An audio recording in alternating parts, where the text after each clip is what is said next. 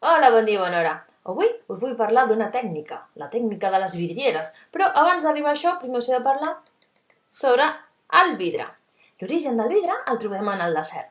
Va ser gràcies a un historiador de l'antiguitat, Plini el Vell, que va viure en el segle I, que va escriure uns 160 volums de Naturalis Història, que ens explica la història d'un grup de fenicis que van arribar a una platja, van col·locar unes grans pedres i a sobre segurament van col·locar una olla per preparar el dinar.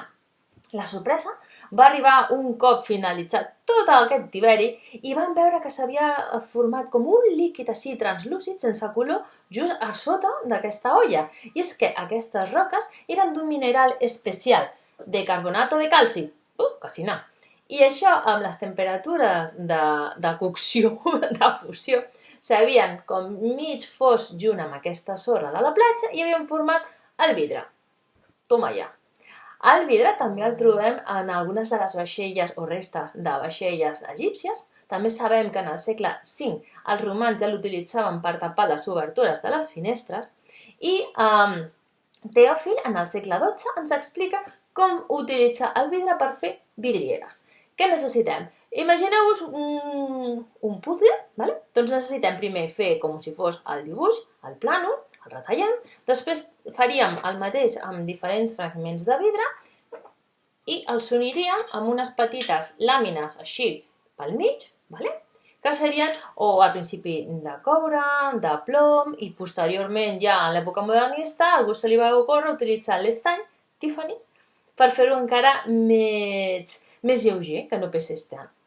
Doncs bé, per fer els colors, vam veure que també en el moment que s'està fent el vidre, doncs depenent dels òxids del tipus que posis, doncs pots canviar els colors o amb pintura després, o amb una mena d'esmalts els pintaven, o ja dintre de la natura doncs també hi havia aquests tipus de vidres així més opalescents, els veieu?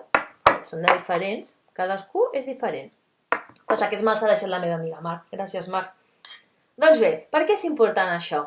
Entre altres coses perquè, i és un dels jocs on més es va utilitzar a l'època mitjana, a les catedrals els feien servir per tapar les grans obertures que tenien, però al mateix temps explicaven històries. Per això dèiem això de fer primer com un patró, un dibuix, perquè si us poden venir al cap infinitat d'imatges, així des de la història de Sant Jordi, la representació també de sants, de paisatges, doncs agafen diferents fragments i colors, ho tapaven i podien fer doncs això, magnífics dibuixos.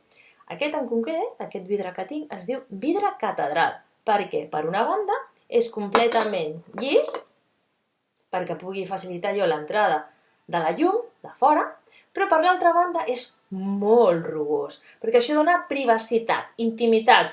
No es veu del tot bé. Des de fora t'entrarà tota aquesta llum, però no et poden veure, no et poden reconèixer. A l'època modernista, i a Terrassa tenim uns quants exemples, es va recuperar la tradició de les vidrieres i ja no només es van fer en edificis religiosos, sinó que les residències burgeses podien tenir a casa seva una vidriera, o en edificis així institucionals com la Casa de la Vila, l'Ajuntament també en podien tenir. Tothom que tingués diners podia construir-se allà una vidriera.